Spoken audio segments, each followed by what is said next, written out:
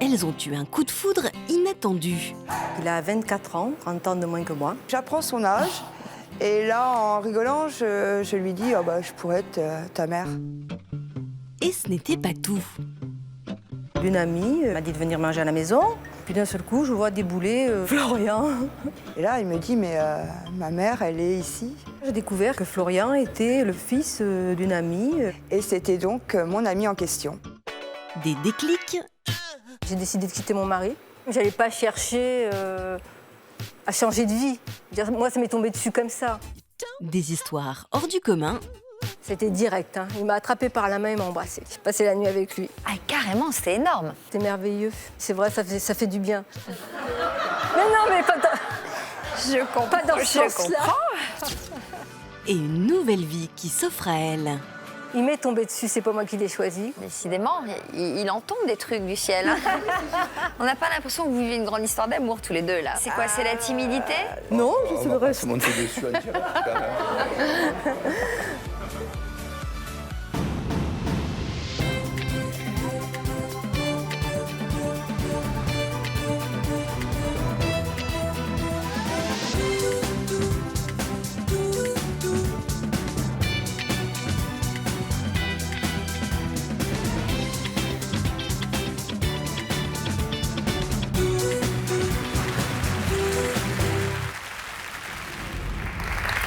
Bonjour à tous, merci de nous accueillir et merci à nos invités d'être présentes sur ce plateau. Il y a parfois des tentations contre lesquelles on ne peut pas lutter, des coups de cœur qui font oublier les convenances et qui peuvent aller jusqu'à remettre en cause des années d'amitié. Imaginez que l'objet de votre amour se trouve être le fils ou la fille de votre ami. Les invités que nous recevons aujourd'hui ont dû faire face à cette situation étonnante.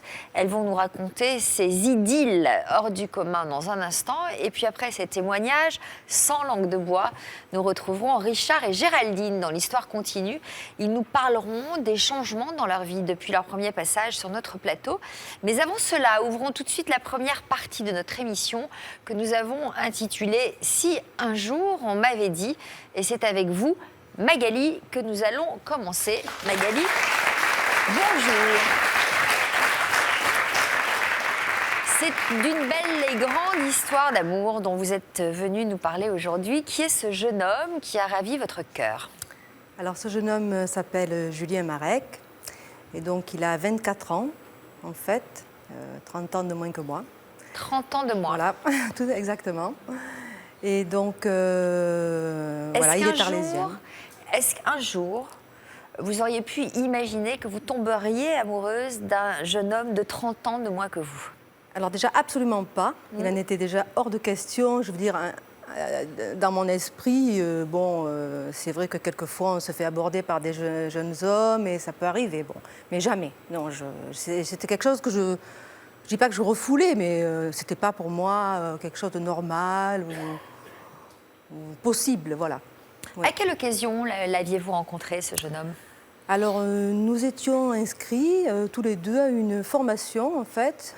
Et on s'est rencontrés, on était un petit groupe de 8 personnes. Donc, dans ce groupe, il y a 8 personnes. Est-ce que vous avez tout de suite remarqué ce jeune homme?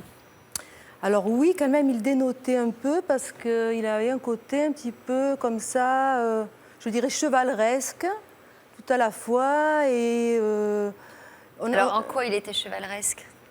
Sa façon de se mouvoir, sa façon de parler, sa façon de... comment dire, d'aborder les gens, voilà, l'élocution, un peu tout. Très poli. Et sa façon aussi de... Oui, très voilà. attentionné. Oui. Très éduqué de ce côté-là, très... À quoi il ressemblait, ce jeune homme? Eh bien, c'est-à-dire... on l'appelait tous Leonardo DiCaprio. Parce que bon, c'est vrai qu'il ressemblait beaucoup à Leonardo DiCaprio. Donc, il devait être pas mal. Alors, oui, enfin... Et oui, quel look charmant, classique Alors, il a un look très, très classique, voilà. Donc, cravate, costume, cravate. Est-ce qu'il faisait son âge ou beaucoup plus âgé? Personnellement, je n'ai pas su lui donner vraiment au départ un âge précis. C'est pour ça que ça m'a un peu interpellée, peut-être aussi, je ne sais pas. Voilà. Alors, est-ce que vous avez eu un coup de cœur tout de suite? Vous avez été attirée par lui ou c'est venu progressivement? C'est-à-dire, je pense que tout le monde était attiré par lui parce que bon. Il y avait beaucoup de femmes dans ce groupe? C'est-à-dire, oui, il y avait quelques femmes. Oui, plus de femmes que d'hommes. Mais enfin, disons que tout le monde était quand même assez attiré par lui. Et c'est vrai que par son intelligence déjà, sa beauté aussi. Alors, à quel moment vous avez réalisé que vous éprouviez quand même un vrai coup de cœur pour ce garçon?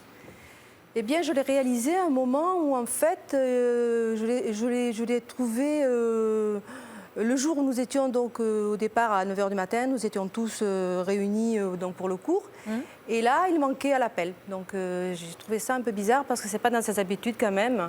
Il est toujours à l'heure et bon, en principe, ce n'est pas quelqu'un qui ne vient pas comme ça, surtout sans prévenir. Vous êtes inquiétée? Je me suis inquiétée, en fait. Donc, je me suis dit... je sais pas, je me suis inquiétée, voilà. Je me suis dit, il est peut-être arrivé quelque chose. Enfin, bon. Puis il est arrivé après. Il était un peu tendu parce que on lui avait dit des grossièretés, en fait, dans le bus. Donc, elle n'avait pas du tout apprécié. Donc, voilà. Et ça ne lui a pas plu, en fait. Voilà. Donc, il avait raté le bus. Il a pris le bus suivant. Et il n'était pas très content. En arrivant, il était un petit peu comme ça, un peu tendu. Donc... Et quand je l'ai vu comme ça, je me suis dit, qu'est-ce qui lui est arrivé? Enfin voilà, bon. Et puis il s'est assis à côté de moi. Et là, je me suis sentie apaisée, plutôt bien, voilà. De bonnes ondes passées. De bonnes ondes, ça a été le premier déclic, je dirais. Voilà. Est-ce que vous aviez envie de vous rapprocher de lui? Oui, c'est vrai que je me suis rapprochée de lui d'ailleurs parce que bon, il était très tendu comme ça aussi parce que ça touchait sa famille, donc c'était vraiment des grossièretés qu'il n'a pas appréciées parce qu'il n'aime pas du tout ça. Et il avait sa main comme ça posée, donc j'ai posé ma main sur la sienne. Et carrément, c'était énorme. Pour le Et alors, qu'est-ce que calmer. Vous avez senti? Ça a chauffé. Il m'a regardé et donc et là il s'est calmé, voilà donc. Plus de problème, nous avons commencé le cours et tout s'est bien passé. Voilà. Et vous avez laissé votre main posée sur la sienne? Pas longtemps, mais bon, suffisamment pour qu'il s'apaise, voilà quoi. Vous avez du magnétisme?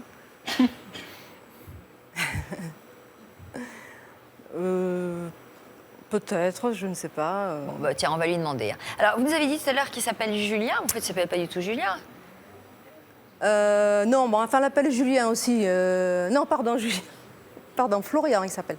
Florian Marek. Vous êtes sûr? Vous êtes sûr qu'on parle du même? Je suis sûre, oui. Alors, qui est Julien? Non, Julien, c'est un personnage qui fait partie du romantisme. Donc, du rouge et le noir, voilà. de Stendhal, Julien Stendhal. Soral, je crois. Exactement, voilà. Ou Sorel. Et quelquefois, je l'appelle comme ça. D'accord.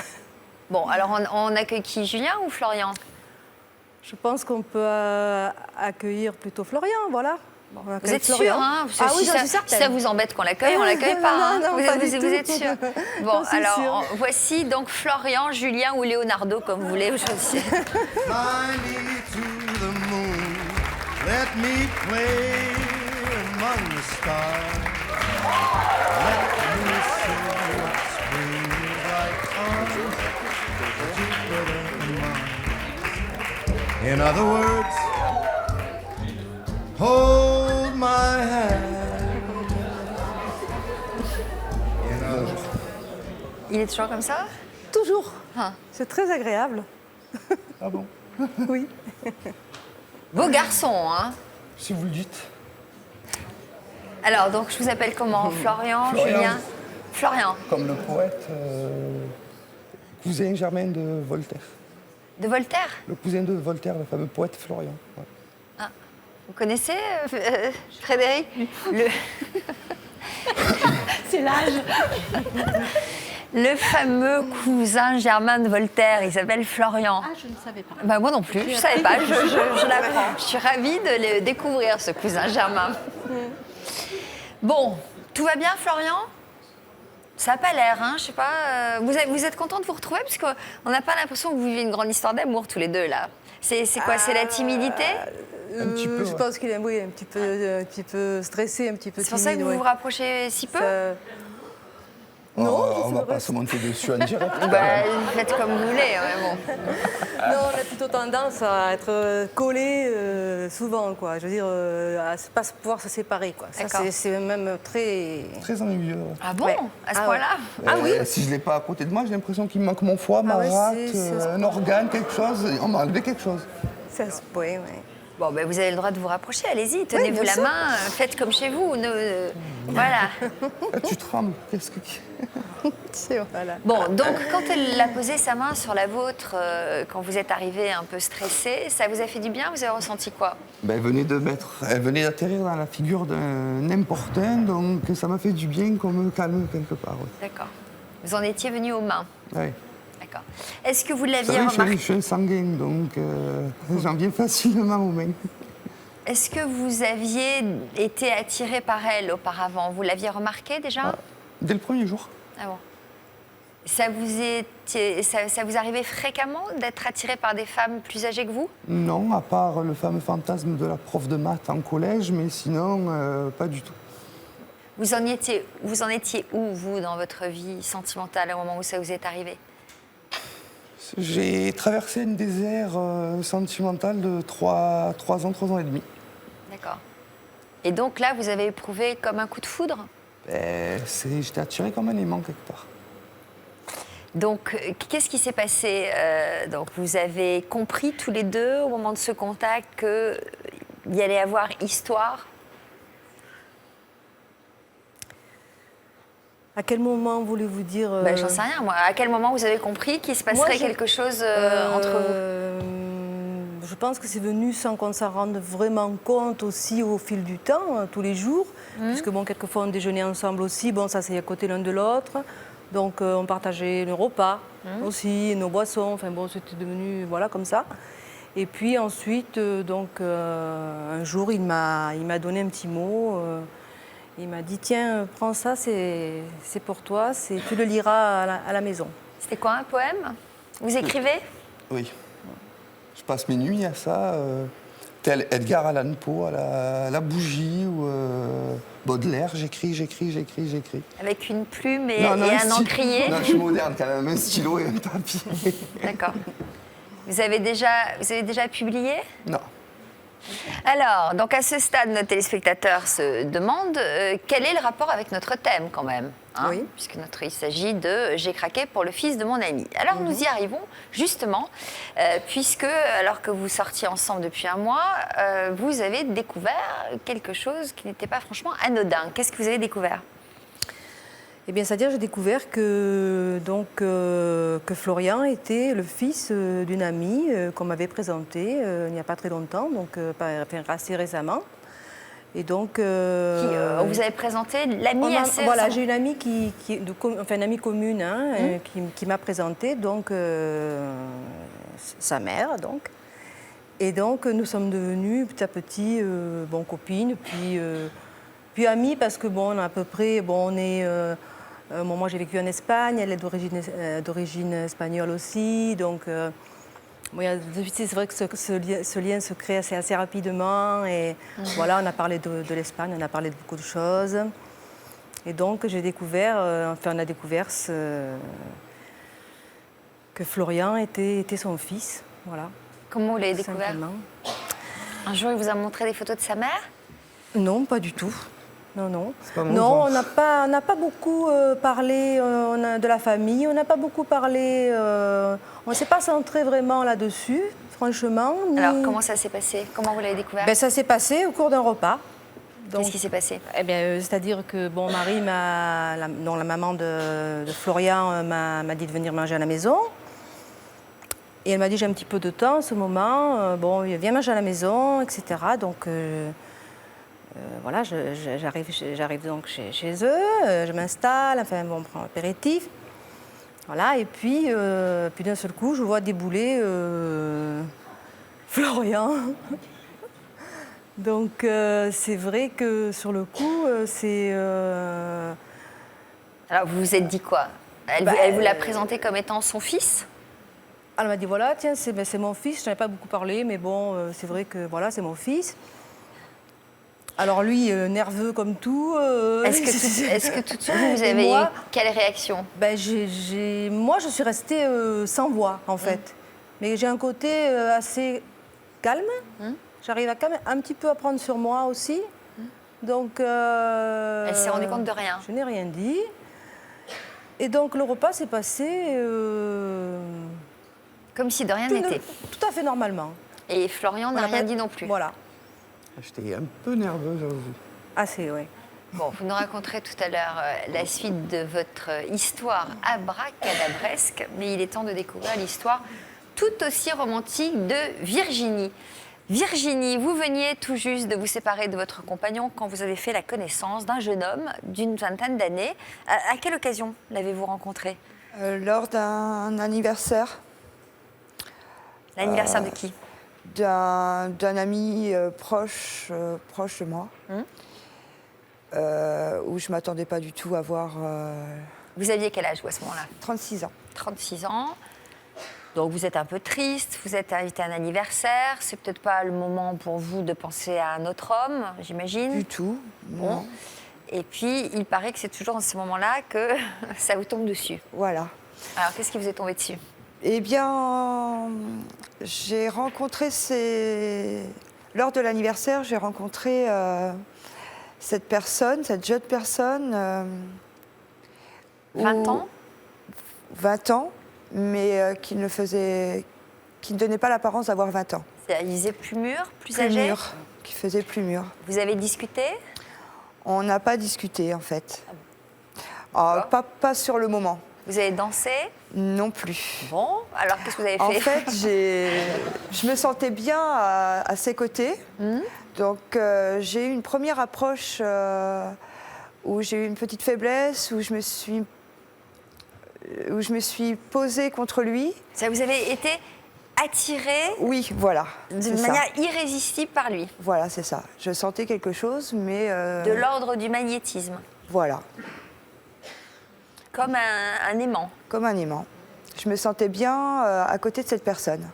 Et il sans forcément la parler. Même chose? Oui, parce qu'il me l'a dit après. Il me l'a dit après. Donc vous êtes restés l'un à côté de l'autre, Oui. sans rien vous dire? Au départ, c'est pas non. banal, ça, quand même. Sans rien dire. Mais quoi, vous vous regardiez? Oui.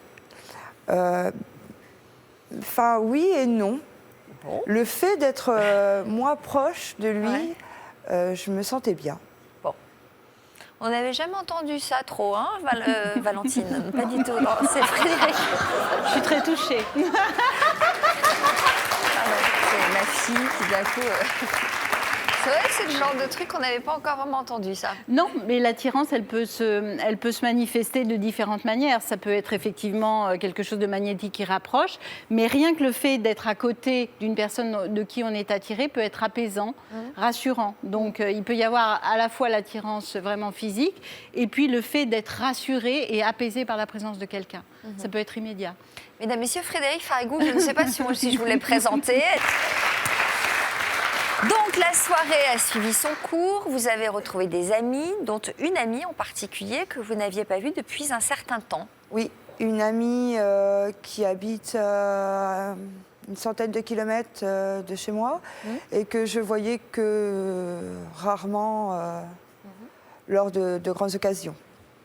Donc quand elle est arrivée, vous étiez toujours à côté de votre nouvel ami?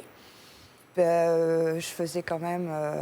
j'allais voir d'autres personnes. Je n'étais pas là non plus uniquement...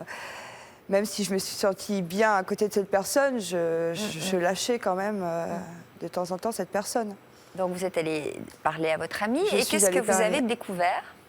Eh bien, c'est pas en parlant à mon ami, en fait, que j'ai découvert. C'est en ayant une période encore proche de cette jeune personne où j'ai appris son âge. Oui. Et il a un prénom, il s'appelle Florian. Il s'appelle Pierre. Julien, Pierre. Il s'appelle Pierre. D'accord. Où j'apprends son âge. Et là, en rigolant, je lui dis, oh bah, je pourrais être ta mère. Mais comme ça. Et là, il me dit, mais ma mère, elle est ici. ah bon? Et c'était donc mon ami en question. Alors là, ça vous a fait quel effet? Là, ça fait un effet... j'ai posé plusieurs fois la question, en fait. J'étais sûre, parce que je ne savais pas du tout qu'elle avait des grands-enfants. T'es sûre que c'est ta mère? Oui. Oui. Et puis il m'a dit oui, mais c'est... Je m'en parle de la même personne. Est-ce qu'à ce moment-là, on s'interdit quand même d'aller plus loin? On se dit, je vais quand même pas sortir avec le fils de mon ami. Non, ça m'est pas du tout passé par la tête. D'accord. Parce que mon amie, on a un bon relationnel et elle a bien vu que je me Vous sentais étiez plantée bien. à côté de son fils. Voilà. Et je sentais que même pour elle, ça la Ça la dérangeait pas? Non, il n'y avait pas de gêne. Bon. Elle vous en a parlé? Sur la soirée en elle-même, non. Alors, est-ce qu'elle vous en a parlé, par exemple, le lendemain? Est-ce que vous Le vous êtes lendemain- reparlé après cette soirée? Oui. Qui a recontacté l'autre? Moi, Pour lui dire quoi? pour lui dire que j'étais surprise d'avoir rencontré son fils. Et du coup, là, elle m'a dit qu'elle avait bien ressenti L'attirance. l'attirance. Et elle a fini par me donner son contact. C'est ce que vous souhaitiez en l'appelant? Pas forcément. Donc, en fait, elle n'y voyait pas d'inconvénient. Oh, du tout. Non, non, du tout. Donc, vous avez pris le numéro. J'ai pris le numéro. Je suis rentrée en contact avec son fils. On a échangé énormément par les biais des réseaux sociaux. Et j'ai fait une proposition à Indécente. sa maman. Non, non. sa maman? Je lui ai demandé de venir passer un week-end à la maison, À qui? à la maman, sachant qu'elle allait venir avec son fils. Et vous ne pouviez pas proposer au fils de venir tout seul? Non, il ne pouvait pas. Il n'avait pas les moyens de locomotion D'accord. pour venir. Ok. Bon. Et donc, elle a Et donc, accepté? Elle a accepté. Ok. Une quinzaine de jours après la première rencontre, Et donc, elle est venue avec son fils passer le week-end chez vous? on a passé un week-end ensemble à la maison. Très bien. Et alors, il dormait où, le fils? Il a dormi avec moi, Ah, d'accord. En présence de sa mère. en présence de sa mère. Très bien. Et pas de problème? Aucun problème. Je sentais même sa mère ravie de voir qu'une relation allait débuter entre moi et son fils. Parfait. Et ça s'est bien passé? Ça s'est très bien passé. Parfait. Eh bien, on découvrira la suite de votre histoire un peu plus tard dans l'émission. Mais d'abord, nous allons écouter le témoignage de Marion. Bonjour Marion. Marion qui est tout sourire depuis tout à l'heure en écoutant les histoires de nos autres invités. Pour quelle raison, Marion? Parce que ça fait penser un peu à mon histoire. Ah bon. Alors, vous, Marion, vous ne vous attendiez pas du tout à tomber amoureuse d'un homme non seulement plus jeune que vous, mais qui était aussi le fils d'une amie proche. Oui, Alors, il avait quel âge, ce jeune homme, au moment où vous l'avez rencontré? 29 ans. À quelle 29 occasion ans, l'avez-vous rencontré? puis moi, j'en avais 45. Alors, ben non, j'ai rencontré dans la rue où j'habitais. Je rencontre mon amie et je sais qu'elle avait un fils. Je l'ai vu avec un grand jeune homme. Et elle m'a présenté son fils. Et puis là, Qui était avec elle dans la rue. Voilà. Et puis, vous en étiez où, vous, à ce moment-là, dans votre vie sentimentale? Ben, moi, je mariée, bien sûr. Et puis, bon, depuis quelques années, je subissais les infidélités de mon mari. Donc, sentimentalement, j'étais... Vous étiez au courant de ces infidélités? Oui. Ben, au bout d'un moment, on s'en rend compte quand même. Donc, il devait faire des efforts, mais bon. On en était toujours au même point. Donc, j'ai rencontré mon ami avec son fils. Qu'est-ce que vous avez éprouvé en voyant ce garçon? Ben, c'est bizarre parce que j'ai ressenti quelque chose que c'est très rare. Quoi? Ben, tout d'un coup, c'est un peu quand on est amoureuse, quand on a 15 ans et que, je sais pas, tout s'est fait dans les yeux, dans le regard. Je sais pas comment vous expliquer ça, c'est magique. Un truc physique. Ouais, voilà, c'est passé tout de suite. Et puis je l'ai senti que lui aussi, de son côté...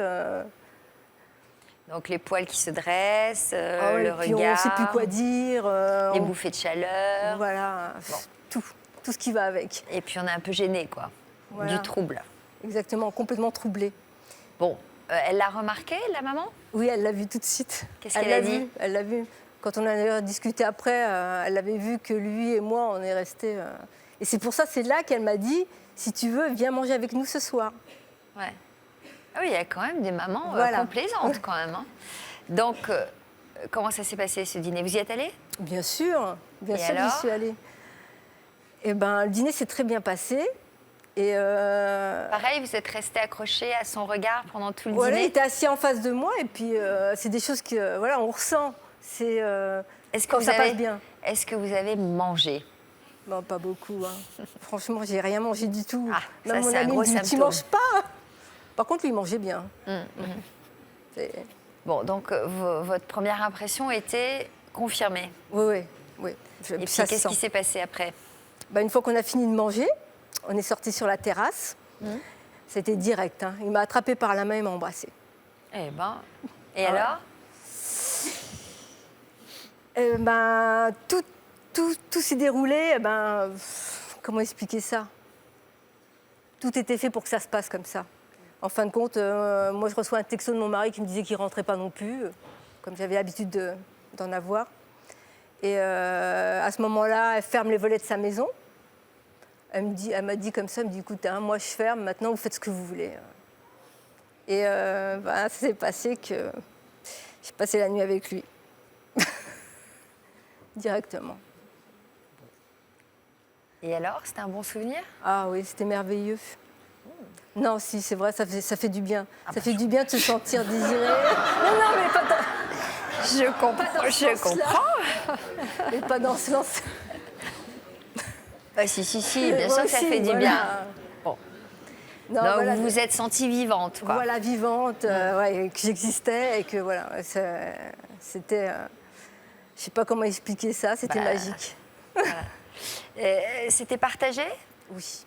Est-ce que vous n'avez pas eu peur de vous dire que c'était peut-être juste une nuit pour ce garçon, beaucoup plus jeune?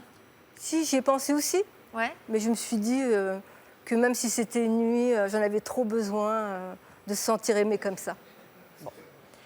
Alors, vous nous raconterez tout à l'heure l'impact que cette aventure a eu sur votre vie et en quoi elle vous a donné le courage d'ouvrir un nouveau chapitre de votre parcours de femme. Mais d'abord, nous allons saluer Séverine. Bonjour Séverine. Bonjour.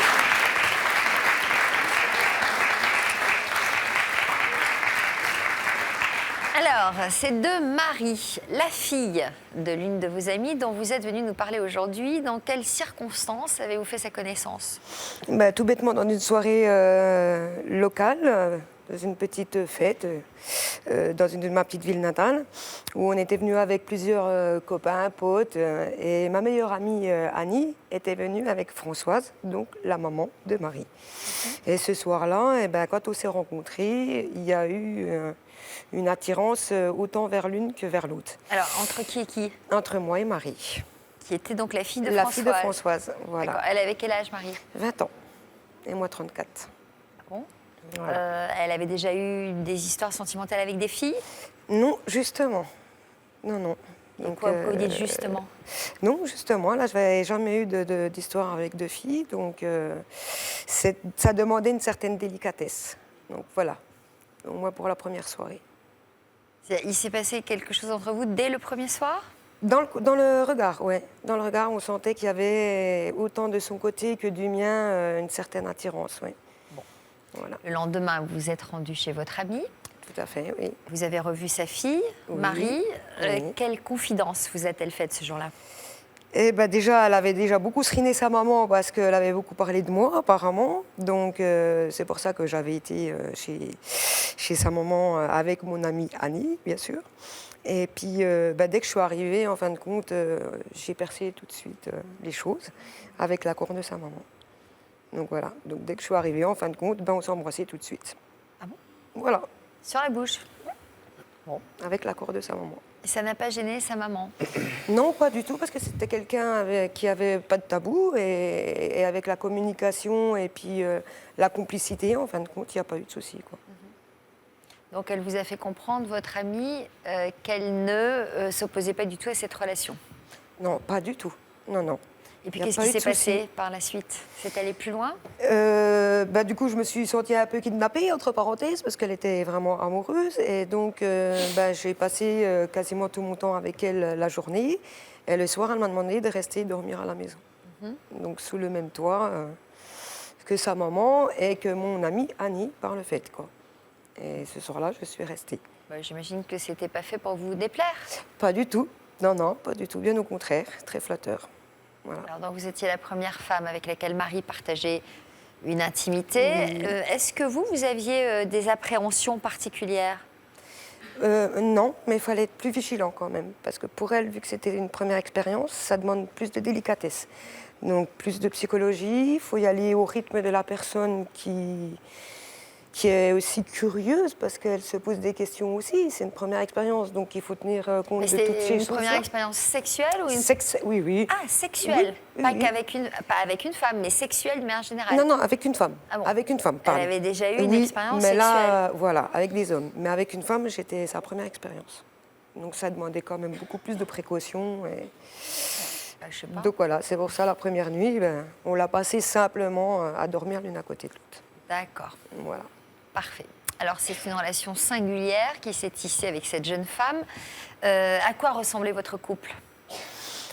Disons qu'elle, elle vivait la nuit et moi le jour. Donc c'était un petit peu compliqué. Donc il fallait un petit peu emboîter tout ça. Donc on sortait beaucoup en boîte avec la maman, avec ma meilleure amie. Si des fois elle voulait sortir toute seule avec sa maman et moi avec ma meilleure amie, ça nous arrivait de recevoir un coup de fil, on était d'une boîte, on allait à l'autre boîte, on les rejoignait et on finissait nos soirées ensemble, quoi. Bon, donc vous viviez quand même un petit peu la nuit, si je comprends bien. Le jour et la nuit. Ça a été une cadence assez infernale, ouais. La maman était homosexuelle aussi? Aussi, oui. Ah, d'accord. Oui. Bon, je comprends qu'elle ait envisagé les choses avec Oui, plus d'ouverture oui, d'esprit, certainement, peut-être. oui, certainement, oui. Très bien. Oui. Réaction de Frédéric, peut-être, à toutes ces histoires? Il y a quelque chose quand même qui m'interpelle, c'est le rôle de toutes ces mères qui, quelque part, donnent leur bénédiction par rapport à la vie sexuelle. Vous les trouvez trop permissives? Pas trop permissive, intrusive. Je veux dire, les mères n'ont pas à jouer ce rôle-là par rapport à la sexualité de leurs enfants, ni à infléchir leurs choix affectifs et sexuels. Les parents n'ont pas à savoir ce qu'il en est de la sexualité de leurs enfants et inversement. Ah bon? Mais oui. Oui. Il y a quelque chose qui... Voilà, on a à vivre des choses affectivement et sexuellement. On n'a pas à attendre la bénédiction de ses parents. C'est là où je trouve que tout ça est parfois mal pas calé. attendre la bénédiction, mais là, en l'occurrence, ce sont des mères qui ne se sont pas forcément opposées, qui ont respecté, qui ont été ouvertes d'esprit, mais qui n'ont pas Mais forcément là, c'est un peu poussé. plus que ça. Je trouve que c'est un peu plus que Là, ça. dans le dernier Dans cas. l'histoire de Séverine, c'est un peu plus que ça. C'est comme si il y avait effectivement une bénédiction de la maman. C'est comme si quelque part ça validait oui. son homosexualité. Oui, ou qu'elle influençait quelque part le choix sexuel de sa fille. Et Séverine s'est coulée dans ce rôle-là parce que on sent que le fait d'être initiatrice, pour vous, ça a vraiment une valeur. C'est quelque chose d'important pour vous. Une valeur peut-être pas flatteur, ça c'est sûr, quoi. C'est ça. Voilà. Ce qui, oui. Vous êtes d'accord avec l'analyse de Frédéric? Oui, quand même, oui, il y a une partie tout à fait... Bon. Mais quand même, on peut être au courant de la vie sexuelle de ses enfants, quand même, non? C'est pas... Bien sûr, mais il y a un moment donné où ça ne nous regarde pas. Et j'ai entendu à chaque fois qu'il y avait cette histoire de bénédiction de la mère. Ouais, ça ne Non. nous regarde pas, mais quand même, ça nous regarde un peu quand même. Je suis désolée, hein, Frédéric. Je serais pas en train de faire l'émission. Ça On ne doit nous quand regarde même, pas dans le sens où, quelque part, nos enfants ont à faire des choix affectifs et sur lesquels on n'a pas à intervenir. Ça nous regarde parce qu'on les voit vivre, parce que parfois ça ils nous souffrent. regarde si parce on que... les voit souffrir, Oui, ça bien nous sûr. regarde, on est quand même là pour donner Bien des sûr, mais on n'a pas à cadres, donner de bénédiction ou de censure. Voilà, c'est dans ce sens-là que je dis. Et du coup, ça a un côté, pour moi, à un moment donné, qui est intrusif. D'accord. Très bien. Eh bien, nous découvrirons la suite de l'histoire de Séverine et de Marie dans la deuxième partie de notre émission. Mais avant cela, écoutez bien ces quelques messages de la rédaction. C'est peut-être votre histoire. À tout de suite. Vous aussi, vous pouvez témoigner sur notre plateau. Vous êtes bègue et votre problème d'élocution nuit à votre vie professionnelle ou amoureuse. Pendant votre enfance, votre bégaiement vous a valu de nombreuses moqueries. Vous avez longtemps été le bouc émissaire. Votre enfant est bègue et vous êtes inquiet pour son avenir. Il vous a fallu des années pour lutter contre votre bégaiement et aujourd'hui, votre élocution est quasi normale. Malgré votre trouble du langage, vous exercez un métier qui nécessite de nombreuses prises de parole en public.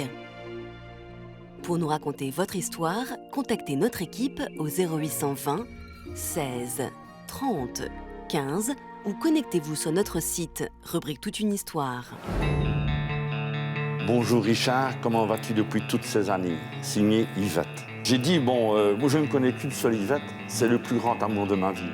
En 2009, Richard avait retrouvé Yvette après une séparation de près de 40 ans. Moi j'ai capturé un petit peu d'éternité. Je les ai mises comme ça pour te demander de m'épouser. Oui, je veux t'épouser. Près de 5 ans après leur retrouvaille, ils nous ouvriront les portes de leur nouvelle vie, placée sous le signe de l'amour et du bonheur. Que 4 ans de mariage, mais ça fait 40 ans que je t'aime.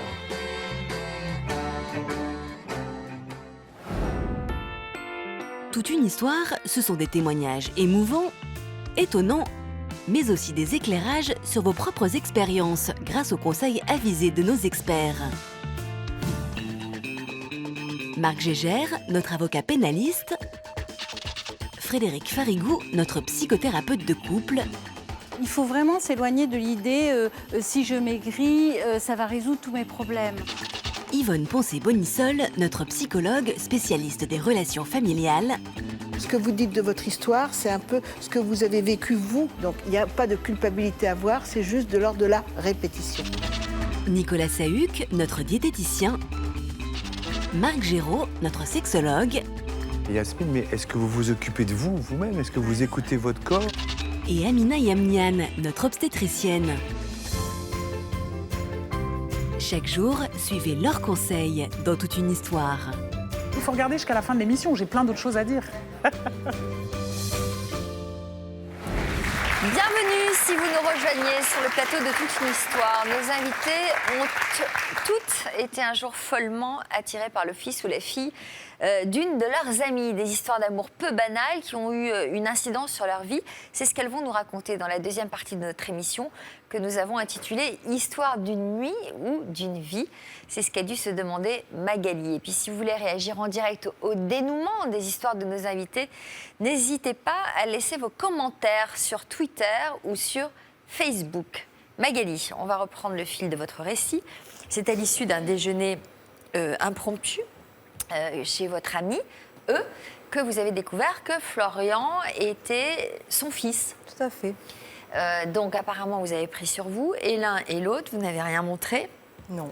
De votre trouble. Non. Vous lui en avez parlé quand même à un moment donné? Non, non. Durant le repas, tout s'est très bien passé. Personne n'a... C'est un peu comme si c'est un peu comme si, je ne sais pas moi, si les choses étaient déjà pas pressenties, prévues, mais je ne sais pas, tout s'est très bien déroulé, on s'est tous très bien entendus, on a bien beaucoup ri. Vous ne lui en avez pas parlé? Non. Elle ne s'est rendue compte de rien entre vous. À quel moment lui en avez-vous parlé? Moi, ma mère, d'abord, je lui ai dit que j'étais avec une femme de sa génération, une femme plus âgée. Elle m'a dit, écoute, si t'es heureux, pourquoi pas. Vous lui avez dit ça pour la préparer? Oui, et à la suite de ça, elle m'a fait, t'as qu'à l'inviter à venir dîner à la maison, je prépare un repas, et comme ça, tu me la présentes. Et repas alors préparé, donc vous l'avez amené dîner sans prévenir votre mère? Si, c'est ma mère qui... Si, la seconde fois. La seconde fois, c'est ma mère qui... Oui, mais elle ne savait pas qu'il s'agissait de son ami. Non. Donc, vous Ça a lui été avez fait la la surprise, surprise. quelque part, oui. Et alors, comment a-t-elle réagi? Oh, plutôt bien, ça va. Un peu surprise, mais... Je vais vous dire, ma mère, elle s'en fout un petit peu de la vie de ses enfants, du moment où ils sont heureux. Et vous, par rapport à vous, elle vous a fait un commentaire? Non, moi je n'ai pas eu de commentaires. Enfin, les commentaires que j'ai eus, ce sont les commentaires qu'elle a fait à Florian, qui me les a transmis. Donc apparemment, bon, c'était plutôt... Ma sœur était ravie quand même. Vous vous êtes installés ensemble? Non, pas tout à fait, Non, mais enfin bon, c'est vrai que... Je vis à mi-temps chez elle. Comment? Je vis à mi-temps chez elle. Oui, un petit peu plus peut-être aussi, un petit peu plus maintenant, mais c'est vrai qu'après, donc, les cours se sont arrêtés. Moi, j'ai arrêté donc la formation et lui a continué à travailler. Donc, en fait, je l'emmenais le matin, je venais le chercher le soir, enfin, pour être le plus possible avec lui, parce que c'était très difficile. En tout cas, ça n'a jamais posé aucun problème avec Marie-Rose? Non. Non, je pense que Marie-Rose est quelqu'un d'assez, ouvert.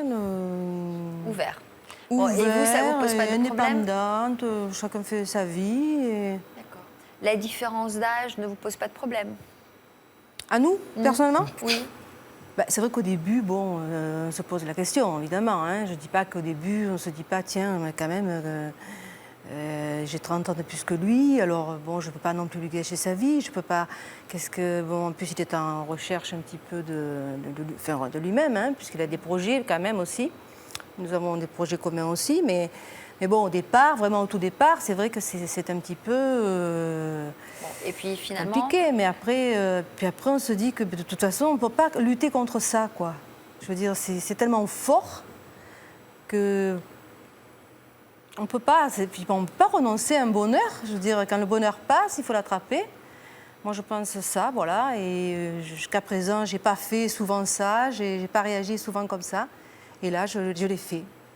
Ouais, Qu'est-ce que pense Frédéric? Quand le bonheur passe, il faut l'attraper. Oui, tout à fait.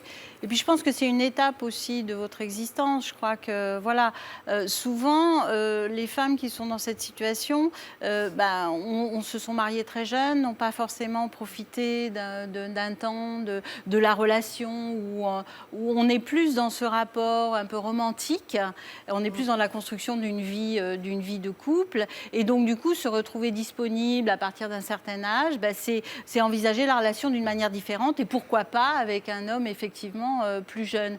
Et comme vous le disiez, souvent l'amour, il se joue un peu de tous les raisonnements, c'est-à-dire que c'est des choses qui se passent au niveau inconscient et vous le dites très bien, il y a des choses qu'on ne peut pas contrôler. Donc l'idée de s'offrir ce bonheur, de se l'autoriser, je trouve ça plutôt positif. Est-ce que vous voyez ça de plus en plus chez les femmes d'aujourd'hui? Oui. Là où nos mères et nos grands-mères s'empêchaient ce genre de choses. S'empêcher parce que, quelque part, même si la vie de couple était insatisfaisante, on restait dans ce couple-là.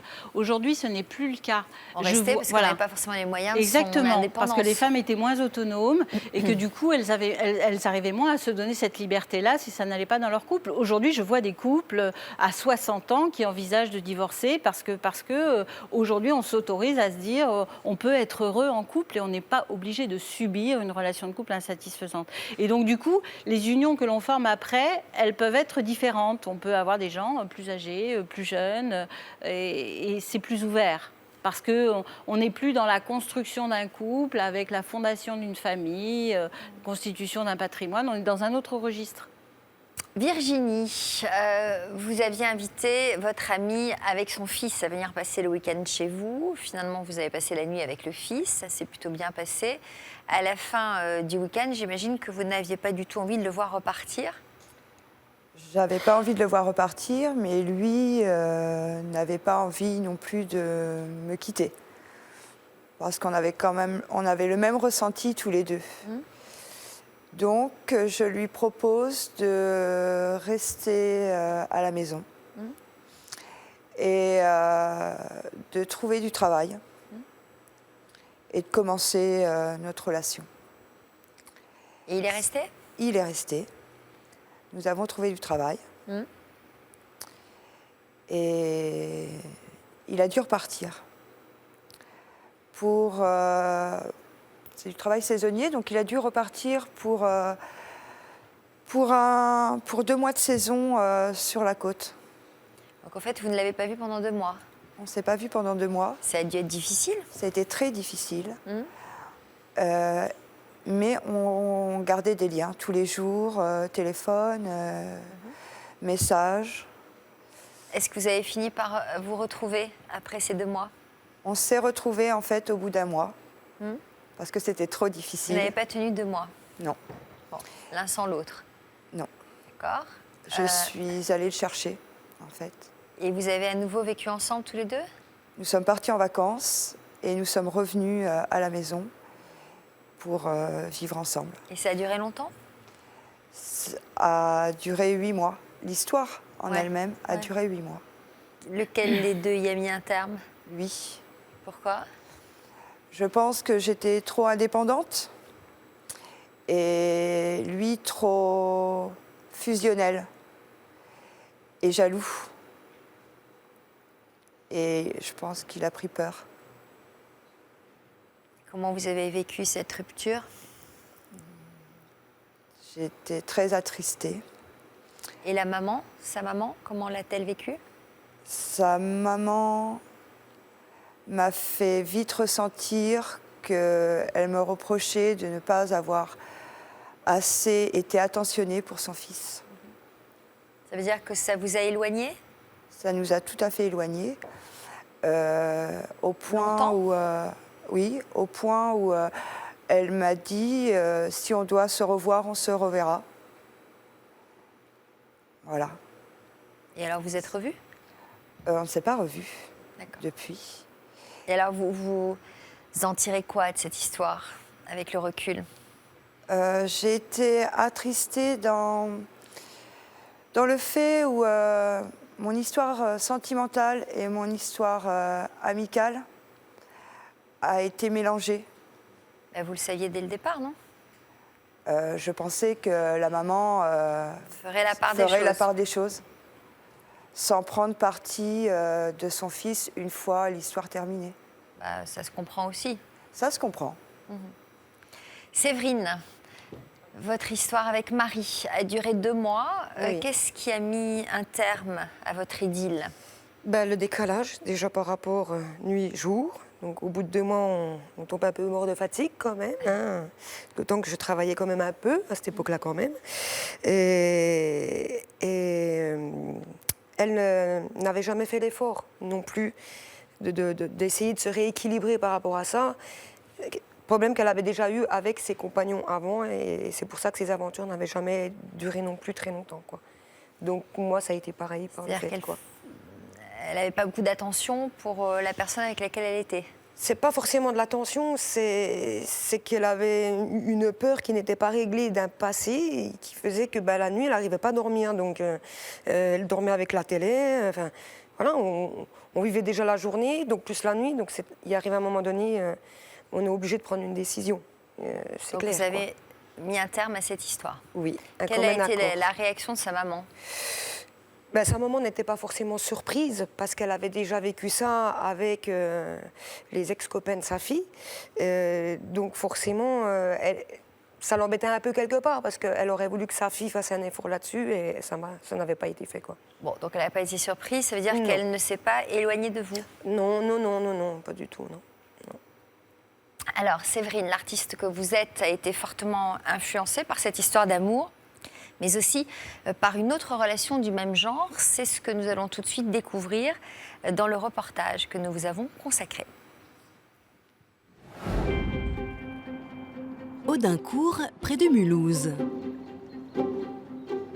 Aujourd'hui, Séverine est un peu stressée. Ses amis vont arriver d'un instant à l'autre.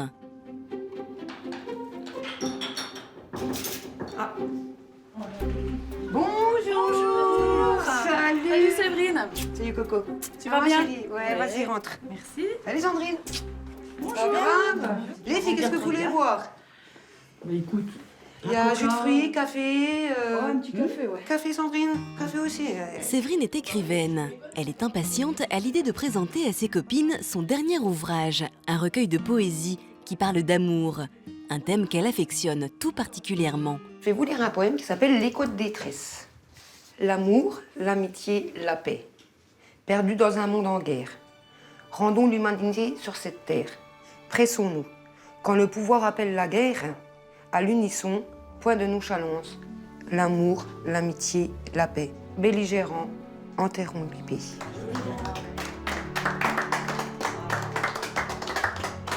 L'amour pour moi est quelque chose de sacré. Par définition, je serais une grande amoureuse, oui. Déjà de la vie en premier, ça c'est sûr. Parce que si on n'aime pas la vie, on ne peut pas aimer grand-chose. Eh ben, c'est vraiment magnifique ce que tu as fait.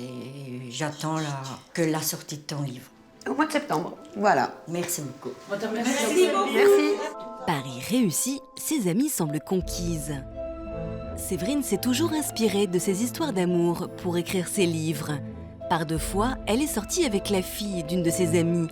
Des relations un peu particulières que Séverine assume totalement.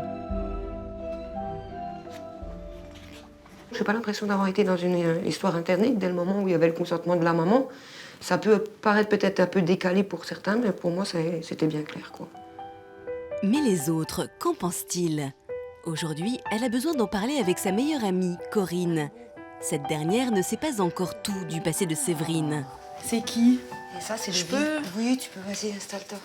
Ça, c'est le visage de la copine avec qui il se passe un petit truc un petit peu spécial, quoi. D'accord. C'est une histoire un petit peu particulière. D'accord.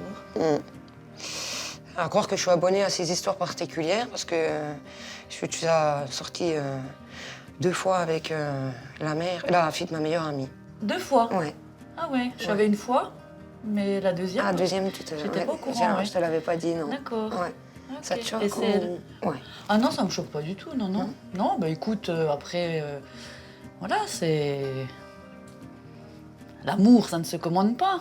Si t'aurais eu une amie avec un garçon qui t'aurait plu, t'aurais fait comment? Honnêtement, je sais pas. Je pense quand même pas que j'aurais été jusqu'au bout, tu vois. C'est délicat comme situation. Et toi qui es maman, si admettons, je sais pas, ta meilleure amie venait à, je sais pas, avoir quelque chose pour ta fille et que tu t'en apercevrais, tu le prendrais comment? Bah écoute, je pense que, pareil, au départ, je serais peut-être choquée, voilà, puisque, bon, c'est ma fille, oui. Hein, quand même. Protectrice. Voilà, je protège, et voilà, il faudrait quand même le temps de digérer, mais non. Si elle est heureuse, moi, c'est tout ce qui compte. C'est le principal. Ouais. Pour Séverine, ces histoires d'amour sont désormais derrière elle. Et malgré leur côté sulfureux, elle ne regrette rien.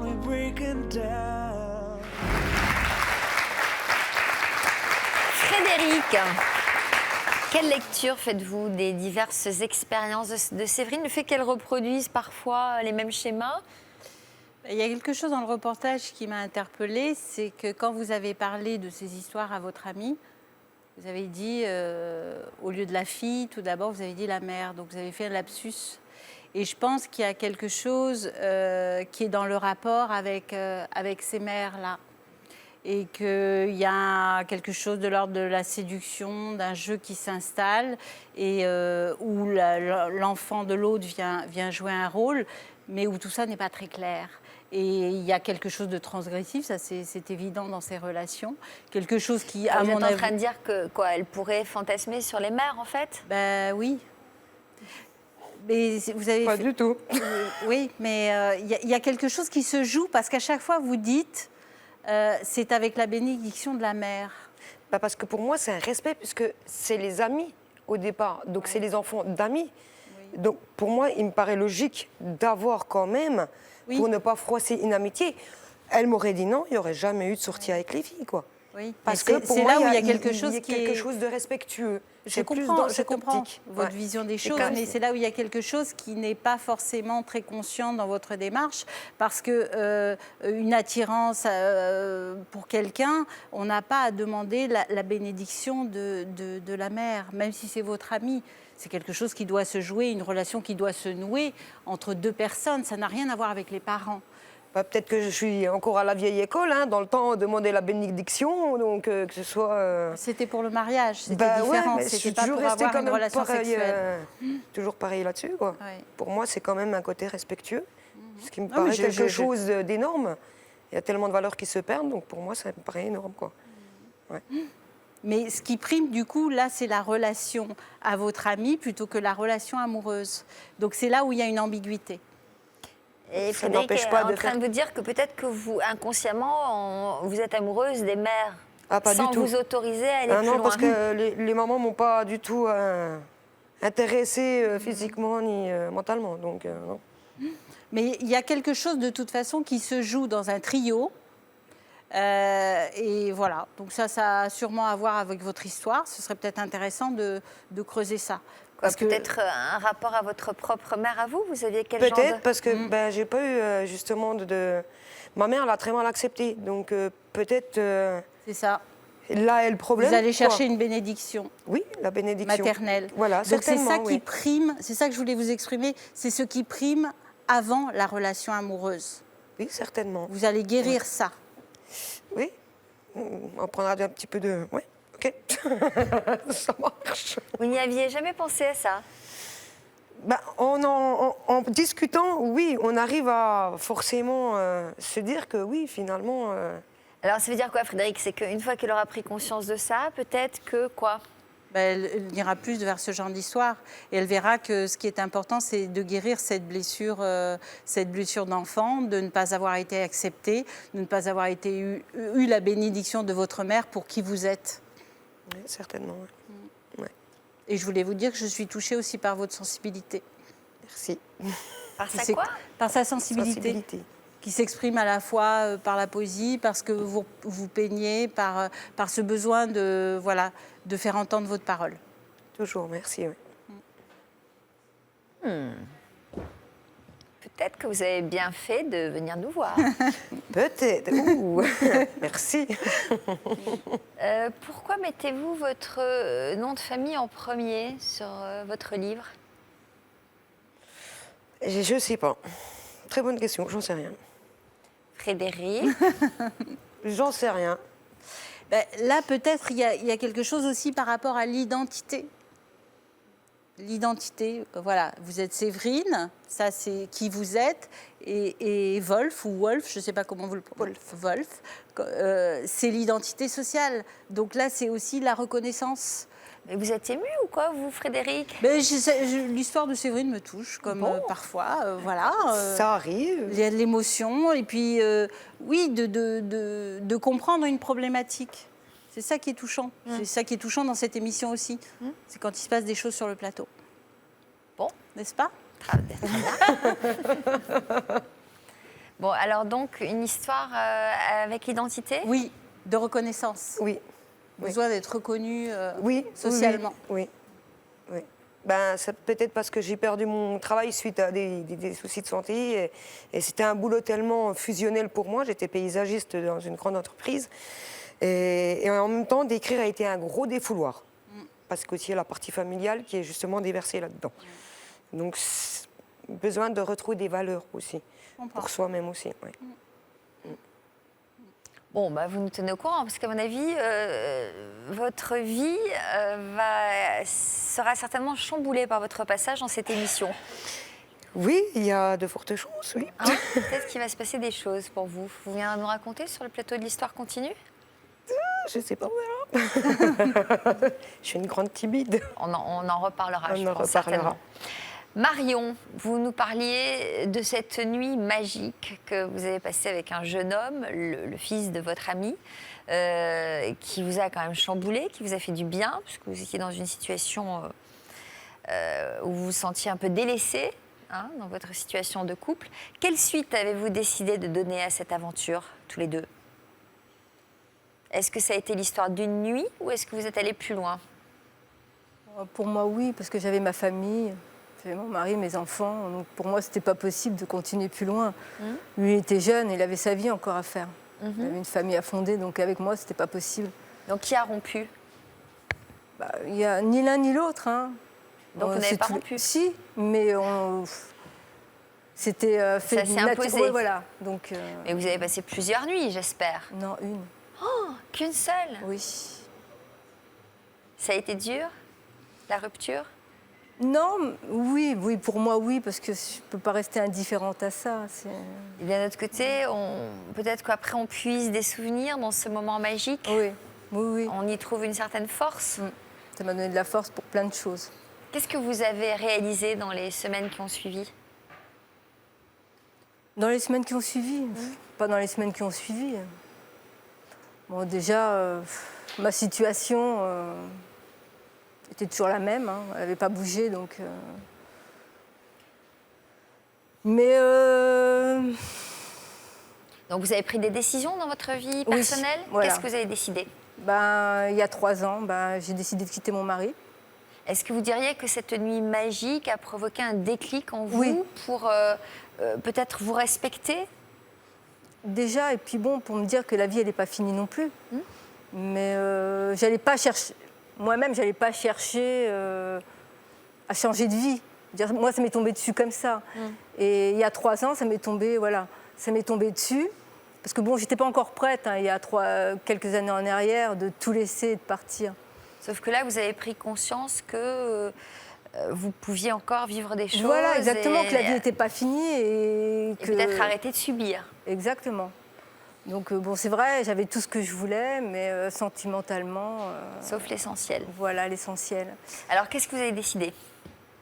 Déjà, il y a 3 ans, j'ai rencontré quelqu'un d'autre. Plus jeune? Oui, 28 ans. Mais il m'est tombé dessus, c'est pas moi qui l'ai choisi. Encore une fois? Encore une fois, voilà. Il en tombe des trucs du ciel. Hein. Oui, c'est justement, c'est pour ça qu'il faut pas arrêter d'y croire. La vie, elle n'est pas finie. Et oui, c'est un ange tombé du ciel, voilà. Et je me suis dit... Alors, c'était pas le fils d'une amie cette fois-ci? Non, cette fois-ci, non. C'était un fils de quelqu'un que je connaissais pas. Et voilà, il m'a donné son numéro de téléphone. J'ai bien réfléchi avant. J'ai dit, qu'est-ce que je vais faire? Parce que bon, je reste toujours sur ma première histoire. Mais là, quand même, avec tout ce qui s'était passé, j'avais eu un déclic en me disant, stop, quoi, j'arrête là. Et je vois pas pourquoi je me gênerais, que je ne profiterais pas de la vie, que la vie, elle n'est pas finie. Donc, vous l'avez rappelé? Oui. C'était il y a combien de temps, ça? Il y a 3 ans. Et vous en êtes où aujourd'hui? On vit ensemble. Et tout va bien? Et tout va bien. Même s'il y a plus de 20 ans d'écart, l'amour est possible, il n'y a pas d'âge. Parce qu'il aurait pu avoir 20 ans, 30 ans, 50 ans. Je veux dire, voilà, quand on s'aime... Quand on s'aime, il n'y a pas d'âge. Il n'y a pas d'âge, exact. C'est amusant parce que jusqu'à présent, quand on abordait ces histoires d'amour avec des différences d'âge, notamment entre un homme et entre une femme plus âgée, un homme plus jeune, souvent on entendait les femmes se plaindre de la différence physique et d'un physique qui accusait l'âge et la différence. De moins en moins, je trouve. Parce que je pense que de plus en plus les femmes assument ce genre de relation et la vivent au jour le jour, sans projection, en s'autorisant à ce bonheur-là, en fait. En arrêtant comme vous le disiez très justement, de subir et de se priver de l'essentiel qui est d'aimer et d'être aimé, de faire circuler ses sentiments. Et quand on... Une phrase que j'aime bien de Laurent Gounel dans L'homme qui voulait réussir sa vie. Qui voulait être heureux. Qui voulait être heureux. On peut choisir de ne pas subir. C'est ça. C'est vrai? Oui, c'est le cas. Et choisir la vie. Parce que de subir, c'est mortifère. On n'est plus dans la vie à un moment donné, on se dévitalise. C'est pour ça que tant de gens dans des relations de couple insatisfaisantes deviennent dépressifs. Et moi, j'en croise beaucoup. Parce qu'il y a une dévitalisation de l'être. On perd l'essentiel, ce qui nous fait vibrer, ce qui nous anime. Alors, ça ne passe pas forcément par le couple, mais l'essentiel, c'est de se sentir vivant. Très bien. On va vous laisser méditer sur ces propos. Et on se réjouit que la vie soit belle pour vous. Séverine, peut-être, on se donnera rendez-vous après pour voir comment tout cela évolue dans votre tête. Mais je pense que ça va continuer à infuser et à travailler. Merci à tous d'être venus sur notre plateau. Merci Frédéric. Dans l'histoire continue, Richard et Géraldine nous font l'honneur aujourd'hui d'avoir accepté notre nouvelle invitation. Tous les deux ont en commun d'avoir une histoire qui semble tout droit sortie d'un scénario de film. Et pourtant, c'est bien de leur vie réelle dont il s'agit. Chacun d'entre eux a dû faire preuve d'un sacré courage pour arriver là où il en est aujourd'hui. Et pour nous, ils ont accepté de revenir sur les différentes étapes par lesquelles ils ont dû passer. Bonjour à tous les deux. Bonjour. Merci d'être présents sur notre plateau. Je vais commencer avec vous, Richard. Nous avions fait votre connaissance il y a 4 ans et demi dans une émission intitulée « Leur amour était interdit par la loi ». Rappelez-nous de qui vous êtes tombé amoureux lorsque vous aviez 23 ans. Je suis tombé amoureux, éperdument amoureux d'une petite jeune fille d'un peu plus de 15 ans qui travaillait comme vendeuse dans la pâtisserie de mon père. Je me parle de terme coup de foudre parce que la foudre, c'est de l'orage, mais une émotion intense, indescriptible. C'est ce que vous avez ressenti quand vous l'avez vu, dès que vous l'avez vu. Un peu comme quand on est à l'extérieur, il pleut, il gèle, on a froid et on rentre dans un endroit chauffé, on a un doux frisson, une douce chaleur qui vous envahit. C'est ce que j'ai ressenti au moment où je l'ai vu la première fois. C'est joli en tout cas. Mais c'est ce que j'ai ressenti, c'est comme ça que je traduis ça. C'est difficile, mais c'est comme ça. Donc vous lui avez avoué vos sentiments, est-ce que c'était réciproque? Oui, tout à fait. Tout à fait. À quel obstacle vous êtes-vous rapidement heurtés tous les deux?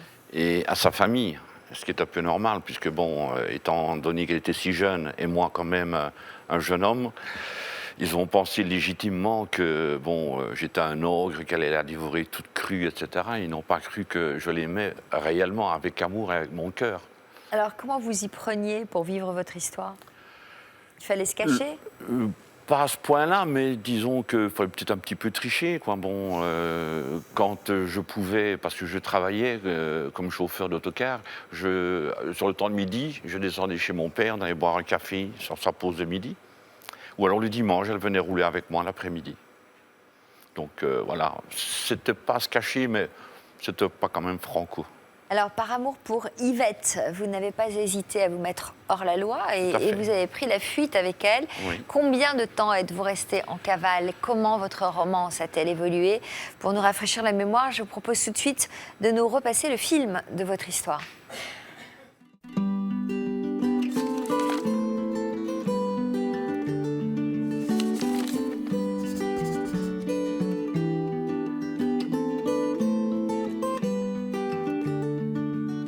Je lui avais dit, écoute, si vraiment on nous empêche de nous voir, ben on partira à l'étranger. Partir pour pouvoir s'aimer. En 2009, Richard nous racontait son incroyable cavale avec Yvette, rencontrée alors qu'elle était encore mineure. Il avait 23 ans, elle en avait 15. À 10h12, à Liège-Guillemets, on a pris le train pour partir sur la France. 10h12, c'était il y a presque 40 ans. 2 ans plus tard, le couple avait décidé de retourner en Belgique car Yvette était enceinte. Mais une fois rentrée, la future maman avait mis fin à cette relation et ils s'étaient éloignés. Pourquoi elle vous a quitté? Parce qu'à ce moment-là, pour être tout à fait honnête, au royaume des imbéciles, j'étais un dieu. Vraiment, totalement irresponsable. Pendant plus de 34 ans, Richard et Yvette ne s'étaient pas revus. Et alors qu'il n'attendait plus rien, Richard avait reçu un SMS. Il était écrit « Bonjour Richard, comment vas-tu depuis toutes ces années ?» Signé Yvette. J'ai dit « Bon, moi je ne connais qu'une seule Yvette, c'est le plus grand amour de ma vie. » Et l'amour de sa vie, Richard l'avait retrouvé quelques mois seulement avant notre plateau. 34 ans plus tard, il avait rencontré également sa fille et demandé à Yvette de devenir sa femme. Moi j'ai capturé un petit peu d'éternité. De petits morceaux d'éternité. Je les ai mises comme ça, et dans lesquels j'ai mis mon cœur et tout l'amour que j'ai pour toi, pour te demander de m'épouser. Oui, je veux t'épouser. C'est pas une passion, nous deux. Les passions, c'est destructeur. Ici, c'est carrément une fusion.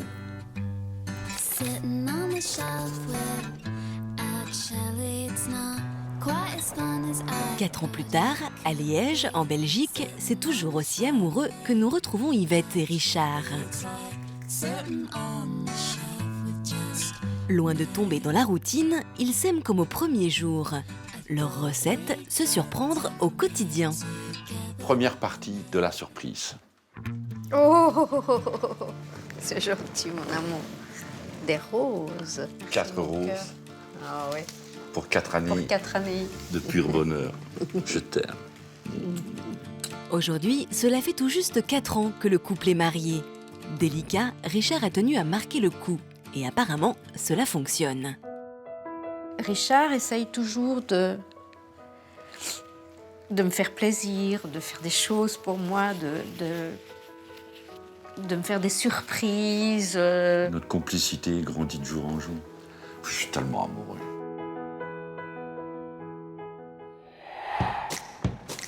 Et pour la femme de sa vie, Richard a vu les choses en grand. Pour leur anniversaire de mariage, c'est dans ce château qu'il a décidé de l'emmener passer la journée. L'endroit est beau, hein, c'est vrai, c'est agréable, c'est vrai. Au programme, une après-midi détente dans ce cadre luxueux. Et quoi de mieux pour débuter qu'un massage à deux? Tu vas t'endormir, mon amour. Tu vas t'endormir.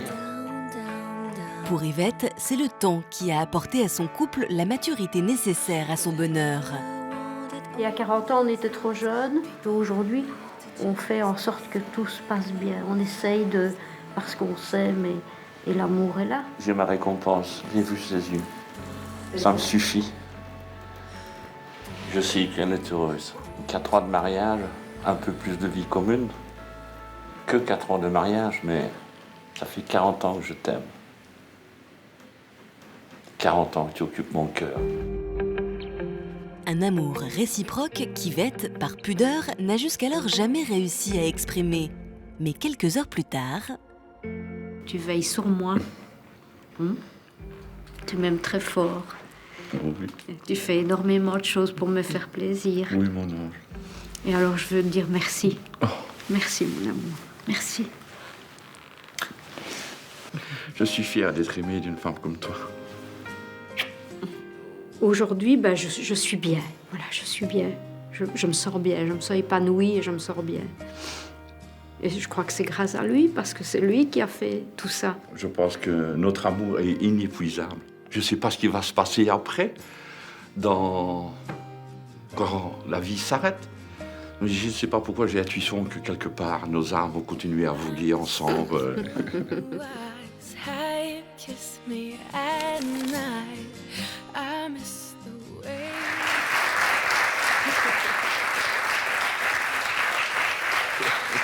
Yvette nous a rejoint. Richard est tout ému. Qu'est-ce qui se passe? Ben, ça me touche. Et qu'est-ce que vous avez fait pendant toutes ces années l'un sans l'autre? Ça a dû être horrible. Non, pas spécialement, Non. mais voilà, on a vécu normalement, mais sans que jamais... Vous pensiez à elle tout le temps? Tout le temps. Est-ce que chacun, vous aviez fait votre vie de votre côté? Oui. Pendant ces 34 ans? Oui. Vous pensiez à lui aussi, Yvette? Ça m'arrivait, oui. Oui, bien sûr. Est-ce que vous Quand je voyais saviez un que film. vous le retrouveriez un jour? Non, je n'y pensais pas. Je pensais qu'il m'en voulait, qu'on ne se reverrait jamais. Puis il avait sa vie aussi. 35 ans, c'est long. C'est beaucoup. Vous étiez dans quel état d'esprit quand vous êtes venu sur notre plateau à l'époque? Donc vous veniez de vous retrouver là, hein? Oui, il n'y avait pas longtemps, oui. On était en train de se redécouvrir. Parce que ça faisait 35 ans, et 35 ans, les années passent, on est jeune, et bon, à 50 ans, on ne réfléchit plus de la même façon, on a eu une vie propre tous les deux. Comment ça s'est passé le moment où vous êtes retrouvés tous les deux? Oula, c'est quelque chose d'assez exceptionnel comme émotion. Quand j'ai reçu ce SMS, le 17 mai, à 19h12, ah oui, non, ça marque. J'ai gardé longtemps, malheureusement, putain de fausse manœuvre, il s'est effacé. Et j'ai dû me rasseoir dans un autre fauteuil, je disparaissais. Vous étiez marié, vous, à ce moment-là? Non, j'étais célibataire. Totalement célibataire, entièrement libre. Vous aviez des idées derrière la tête, vous? Non, aucune. Vous vouliez juste prendre de ses nouvelles? À ce jour-là, je ne vais pas dire non, oui. Oui, mais bon, voilà, sans savoir. En général, 34 ans après, un SMS comme ça, on a forcément des idées derrière la tête. Oui, voilà, oui, sans savoir ce qu'il était devenu, sans savoir s'il était seul, sans savoir... Et vous aviez le cœur qui battait aussi quand il a répondu? Oui. Déjà, quand j'ai envoyé mon SMS, c'était... Vous avez répondu combien de temps après? À 19h combien? 14, quelques minutes? Oui, parce qu'en plus, j'étais occupé à regarder un truc. Et puis, j'ai dit, c'est encore quelqu'un qui veut aller sortir. Mais le dimanche soir, moi, je ne sors pas et tout ça. Et puis, bon, je me suis décidé, je l'ai pris quand j'ai vu ça. Bon, voilà, c'est... Oh, mince. De l'air, quoi. Ouais. Et puis alors, quand je l'ai vue, elle est arrivée, on s'est donné rendez-vous en bas de chez moi. 34 ans après, on ne se reconnaît plus quand même. Ah si, je vous jure que si. Ah, Mais il avait des cheveux la dernière fois que vous l'avez vu. Il a changé, oui. Oui, mais là, c'est Mais parce que moi, je l'avais vu 2-3 fois, donc je savais à quoi il ressemblait. Lui, pas du tout, puisqu'il ne m'avait plus vu. Et vous l'avez reconnu? Tout de suite. Ah oui, oui, oui. Son petit nez qui frise quand elle sourit, là, c'est caractéristique.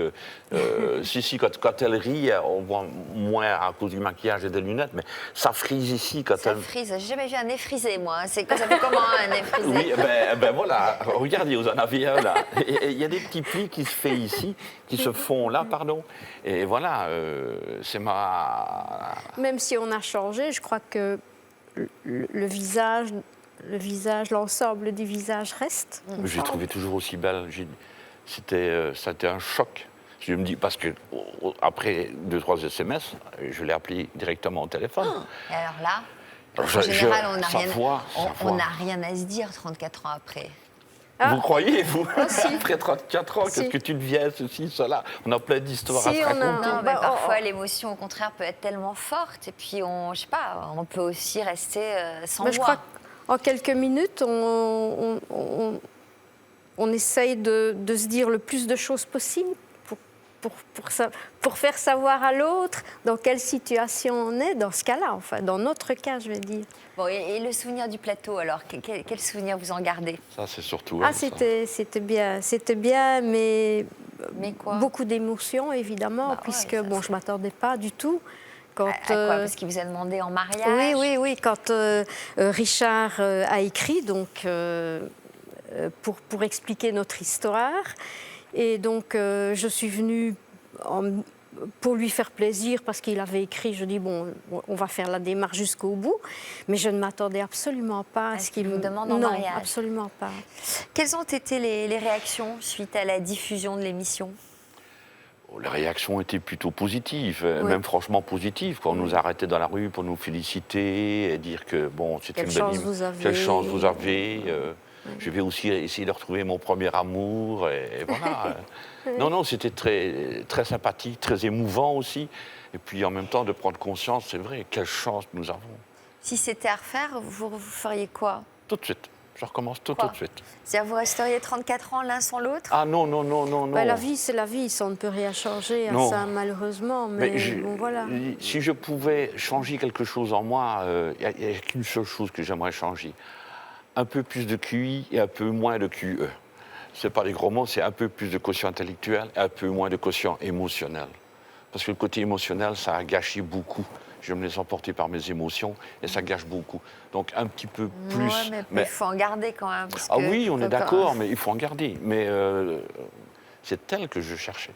Rien d'autre que la tendresse qu'elle me prodigue. C'est ça que j'avais besoin. Et je suis comblé. Eh bien, dites donc, Yvette... C'est comme ça tout le temps. Vous avez des projets tous les deux? De continuer notre vie comme ça, continuer à bien vivre comme ça. Et on se disait l'autre jour, on est arrivé à mettre des sous de côté. Je dis, moi, c'est la première fois de ma vie, j'ai 65 ans, que j'arrive à mettre des sous de côté. Elle dit, mais moi aussi. C'est fabuleux, donc voilà. Non, continuer à essayer de la faire rire au moins une fois par jour. Ce qui n'est pas facile, hein, parce que même si elle est rieuse, mais l'humour, c'est plutôt difficile. Par rapport à faire pleurer, tout le monde fait pleurer avec un petit chien qui est perdu ou la petite fille aux allumettes. Mais faire rire, c'est une autre paire de manches, parce qu'on n'a pas tous le même humour, et voilà. Et est-ce que vous avez revu celle qui avait provoqué votre séparation, c'est-à-dire votre belle-mère? Ah ben oui, je la fréquente une fois par semaine. Je vais lui dire bonjour toute la semaine. Et vous lui en voulez pas? Pas du tout. Oh non, c'est pas le style de la maison. Non. La rancune, non. Vous savez ce que c'est la rancune? C'est prendre un charbon ardent et le jeter sur quelqu'un. Ça brûle d'abord celui qui le jette. Non. La paix, la tranquillité. C'est inutile, oui. C'est inutile. On n'a pas de temps à perdre avec ça. Merci pour ce beau témoignage. On vous souhaite d'être heureux encore longtemps.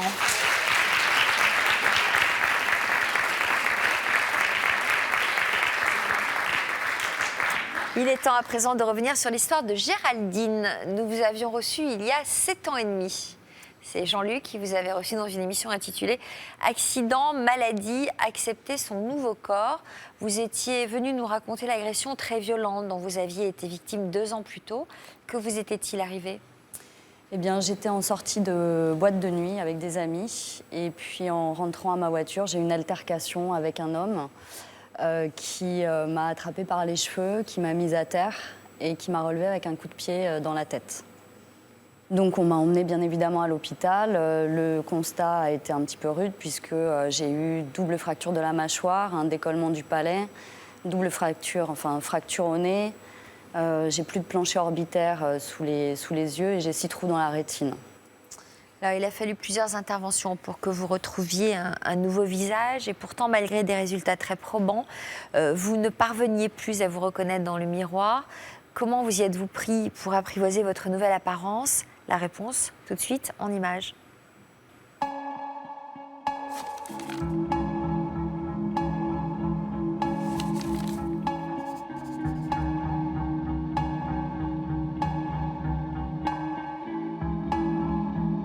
Il m'a attrapée par derrière, il m'a mise à terre. J'ai pas vu son pied arriver.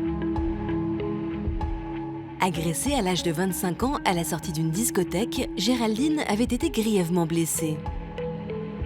Un coup de pied a suffi à vous défigurer entièrement. Ouais. Et ça ne se voit pas du tout. Et non. J'ai un œil qui a été enfoncé. En fait, j'ai plus de planchers orbitaux sous les yeux, j'ai des plaques à la place. J'ai subi plusieurs opérations. On m'a ouvert au niveau de la bouche ici, on m'a tout soulevé et on m'a fait un petit bricolage. Des opérations qui avaient modifié les traits de son visage. Le regard a changé? Oui, le sourire a changé.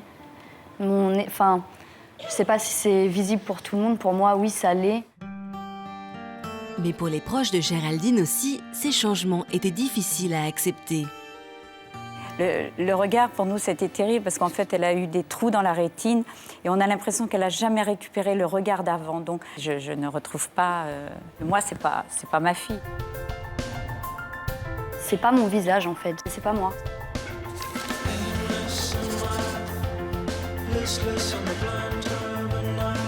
Sept ans après l'émission, nous retrouvons Géraldine, en région parisienne, pour un week-end chez sa mère Monique. Maman ? T'es où?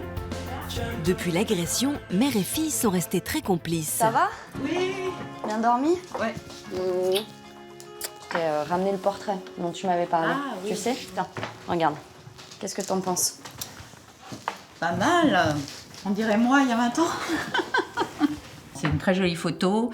Et c'est surtout, bon, ça reflète un peu ce que tu ressens maintenant. Je pense que tu es mieux déjà dans ta tête et ça se voit dans ton visage. Et je me trouve pas mal dessus. Oui. Voilà, c'est une des photos depuis bien longtemps. Que tu acceptes. Que j'accepte. Oui. S'accepter, un combat que Géraldine a mis des années à remporter. Je me suis acceptée au fur et à mesure du temps. On s'habitue, on n'y pense plus. C'est le temps qui a fait que tout le monde a accepté mon nouveau visage aujourd'hui. Et en plus, j'ai demandé à toutes les personnes qui avaient des photos de moi entre 15 et 25 ans de les supprimer.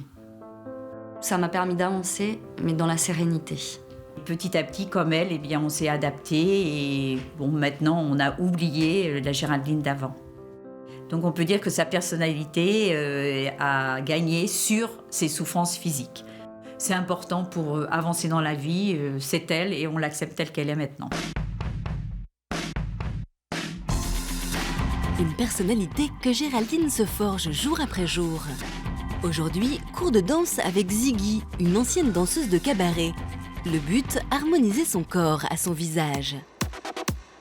Lance-toi. Tu essayes de te mettre dans un personnage. Il faut vraiment se lâcher. On va jouer vraiment à la diva. 3, 4 et 5. Ouais, c'est chaud ça.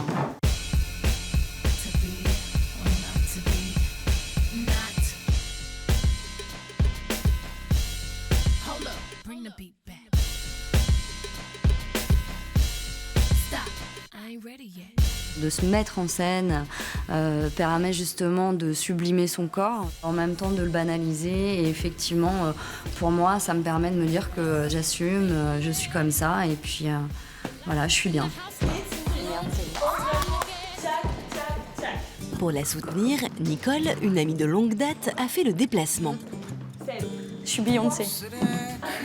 Je pense que la danse peut l'aider à reprendre confiance totalement en elle et à s'assumer totalement au niveau du corps. Elle a quand même subi une agression, mais ça l'a rendue plus forte Donc voilà, je vois une femme qui profite à fond de sa vie parce que bien consciente que la vie est courte et qu'on peut la perdre du jour au lendemain. De plus en plus à l'aise dans son corps, Géraldine sent qu'une nouvelle étape est aujourd'hui franchie. Ziggy m'a fait découvrir une facette de moi, du coup, qui me permet d'avancer et d'assumer la femme que je suis et puis de vivre une vie sereine et un petit peu plus fun, je pense. 4 et 5 et 6, yes! En femme désormais épanouie, Géraldine est un exemple de courage pour son amie Nicole. Ça t'a plu? Ah ouais, beaucoup, et je t'ai trouvée à l'aise dans ce cours de danse qui est quand même original. Et c'est vrai que tu as passé pas mal d'étapes depuis l'agression. C'est pour ça que je suis admirative, notamment du courage que tu as eu. Ça a été une dure épreuve pour moi, certes, mais je m'en suis sortie. Il faut continuer à avancer.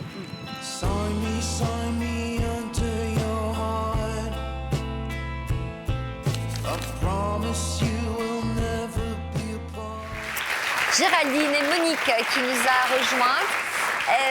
Comment vous vous trouvez, Géraldine, en regardant ce reportage? Est-ce que vous vous acceptez telle que vous êtes aujourd'hui? C'est-à-dire une jolie jeune femme. Comment vous vous trouvez sur ces images? Pour moi, j'ai une fracture au nez, et j'ai l'œil écarculé, j'ai l'œil qui est descendu, donc... Vous ne voyez que ça sur les images? Ouais. Vous n'arrivez pas... Moi, je vois une jolie jeune femme avec un visage très harmonieux. Moi, vous je ne le vois voyez la pas comme fracture. ça, vous? Non. Non, mais je m'accepte, ceci dit. Ouais. Vous Alors marquez... moi, je vois aussi la différence. Oui. C'est pas revenu comme avant, mais pareil, on est obligé d'accepter. Je pense aussi que la musculature du visage qui travaille depuis des années fait que ces expressions reviennent. Mais le regard, non. Non, Et c'est quelqu'un d'autre. C'est difficile quand vous lui dites ça, non? C'est comme si vous appuyiez. Non, je pense qu'elle le sait, je l'accepte. Mais ça a été quand même le problème principal, le regard. Vraiment, vraiment. Parce qu'au moment où ça s'est passé, où je l'ai fait venir à la maison, sa sœur aînée rentrait dans la chambre et ressortait parce qu'elle avait l'impression que ce n'était pas sa sœur. Donc ça a été extrêmement difficile. Donc il a fallu petit à petit réapprendre à la regarder autrement. Donc ça a été très très dur. Comment vous réagissez quand vous entendez ça? Je l'accepte, moi j'ai été la première victime, j'étais la victime principale. Maintenant, j'ai été suivie médicalement parlant, psychologiquement parlant, mais je pense qu'il y a des victimes aussi collatérales, donc ma famille, mes proches et ma mère en particulier. Donc voilà, j'accepte ce qu'elle a pu ressentir et ce qu'elle peut ressentir aujourd'hui. Il vous a fallu combien d'années pour accepter? Il y a eu, je pense, 2 étapes dans ma reconstruction. La première, c'est quand vous m'avez reçue sur le plateau, c'est-à-dire 2 ans après l'agression. C'est vous qui aviez souhaité témoigner à l'époque? Oui. Je crois. Oui. Pour quelle raison? Justement parce que moi j'ai été pris en charge puisque j'étais la victime principale. Et je pense que dans ces moments-là, en tout cas, nous, ça n'a pas été le cas. Les proches ne sont pas du tout conviés. Il n'y a pas de cellule psychologique pour eux et pourtant ils sont touchés de plein fouet, presque autant que vous. Mais ils ne sont pas suivis. Et là, je me suis dit qu'effectivement, de faire l'émission, notamment avec ma mère, avec qui je suis très fusionnelle, ça lui permettrait aussi à elle d'avoir un exutoire. Et qu'on reconnaisse aussi sa propre souffrance. Je crois qu'aussi, ce qui était important, c'est que c'est vrai, quand on ne la connaissait pas, on ne pouvait pas deviner tout ce qu'elle avait subi. Et je crois qu'elle voulait faire comprendre que même si ça ne se voyait pas, intérieurement, elle avait toute cette souffrance. Et moi, qui la côtoie, elle souffre encore, avec ses plaques à l'intérieur. Enfin, je veux dire que c'est... Vous souffrez vraiment? Ou vous souffrez psychologiquement? Ah non, alors justement, moi, c'est vraiment que physique. C'est-à-dire que j'ai tellement voulu, quelque part, nier cet événement, dire que c'était pas grave. Je voulais pas que cet événement soit le combat de ma vie, parce que j'ai eu d'autres événements positifs, négatifs, comme tout le monde. Donc j'ai surpassé ça. Mais moi, j'ai des maux physiques. C'est-à-dire que j'ai des cicatrices à l'intérieur du visage, je les sens. mes nerfs, mes muscles et les os ont tous été soit coupés, soit détruits. Donc, comme j'avais plus de palais qui étaient raccrochés à la boîte crânienne, tous les os du visage, comme je le racontais, je les ai eus dans les mains et puis c'était fini. Donc, d'où les plaques sous le visage pour la reconstruction. J'ai garde des plaques qui, effectivement, me provoquent des maux de tête et des migraines régulièrement. Et j'ai la mâchoire, du coup, puisque j'ai eu les mâchoires fermées, j'ai dû réapprendre à manger. J'ai une pression dans les mâchoires. Qu'est-ce que vous avez retenu de notre émission et de votre passage dans l'émission? Il y avait Aurélie, une femme admirable, qui, elle, s'était fait tirer au fusil à pompe dans le visage. Elle a subi plus de 26 opérations de mémoire. Elle a perdu son œil, elle avait des cicatrices. Et justement, alors bien évidemment, je ne peux pas comparer ma souffrance à la sienne parce que je n'ai pas vécu. Et voilà. Mais à l'époque, je crois que ça faisait 10 ans qu'elle avait vécu ça. Et elle avait une phrase qui disait « Le temps fait le reste ». Voilà. C'est ce que vous ressentez aujourd'hui? Et c'est ce que je ressens aujourd'hui. Quand j'ai entendu ces mots, pour moi, ça ne me parlait pas du tout. C'était ça. Et elle avait une phrase qui disait « Le temps fait le reste ». Voilà. C'est ce que vous ressentez aujourd'hui? Et c'est ce que je ressens aujourd'hui. Quand j'ai entendu ces mots, pour moi, ça ne me parlait pas du tout. C'est-à-dire qu'entre les opérations, entre l'agression et la fin des opérations, les 2 ans que j'ai pu vivre, j'étais sortie de mon corps. Mon corps n'était plus habité, j'étais plus là. Et j'ai compris au fur et à mesure, effectivement, que le temps a fait le reste. Il y a eu donc la fin des opérations. La deuxième étape a été la fin de la procédure juridique. Vous l'avez recroisé, le jeune homme en question? Oui. Vous lui avez pardonné? Je pense que je lui ai pardonné. C'est important je pense de franchir cette étape? Ouais, je pense que c'est important de franchir cette étape. J'ai pardonné. Il y a eu plusieurs étapes. J'ai compris. J'ai compris. Quoi? J'ai compris que tout le monde n'était pas doté d'autant de chance que moi. Moi, j'ai une famille, je suis choyée, tout va bien pour moi, je travaille, j'adore ce que je fais. Ma vie, on va dire, est riche. Qu'est-ce que vous le faites? Sport. Moi, j'allie l'histoire et le patrimoine. Je suis conseillère en gestion de patrimoine. Voilà. Et j'ai toujours aimé ce que je faisais. Et je pense que... Alors, c'est horrible ce que je vais dire, mais je pense que j'ai plus de chance que lui, quoi. Et c'est un peu de la rancœur et de la vengeance, mais... Est-ce que c'était important pour vous, comme disait Richard tout à l'heure, de laisser de côté le ressentiment, l'amertume et les sentiments négatifs? Oui, je pense que c'est très très important, c'est même essentiel. Parce que la vie ne s'arrête pas à ça, quoi.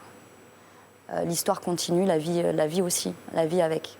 On a des événements à fêter, des anniversaires, des mariages, malheureusement des divorces, des décès, mais la vie, elle continue vraiment. Et il n'y a pas que ça. Dis donc, vous devez être fière de votre fille. Vous. Ah oui. Eh bien, bravo pour ce parcours. Et puis, on vous souhaite un avenir souriant, florissant, plein de choses, plein de projets. Merci beaucoup d'être venu nous voir. Je vais vous demander de signer le grand livre de l'histoire continue. Merci pour votre confiance. Merci pour votre fidélité. À bientôt pour d'autres témoignages. Tout de suite, le sommaire de notre prochaine émission. Bon après-midi sur France 2. Oh no, here comes that sun again. And means another day without you, my friend. And it hurts me to look into the mirror at myself. And it hurts even more to have to be with somebody else. J'ai abandonné mon épouse après 5 mois de grossesse. Leur conjoint a pris la fuite pendant leur grossesse. Quand je lui ai dit, effectivement, il n'a pas très bien réagi du tout. Il m'a dit ce bébé, tu l'as fait toute seule. Il m'a donné le numéro du planning familial pour me faire avorter. Mais pourquoi ces hommes sont-ils partis au pire moment ? J'étais papa jeune, de me retrouver prisonnier de cet enfant. J'envisageais un autre avenir. Ces 2 hommes ont attendu le prétexte de la grossesse pour décider de faire quelque chose. C'est donc seules qu'elles ont dû accoucher. et tout faire pour reprendre le dessus. J'ai pris la décision de continuer la grossesse seule. C'est un choix qui n'est pas évident, c'est garder un bébé, c'est quitter l'homme qu'on aime. Et comment il va ce bébé? Il va très bien. Plutôt que de me laisser abattre, je me suis dit, maintenant tu vas lui sourire tous les jours et tu vas lui faire des câlins et des bisous et que du bonheur.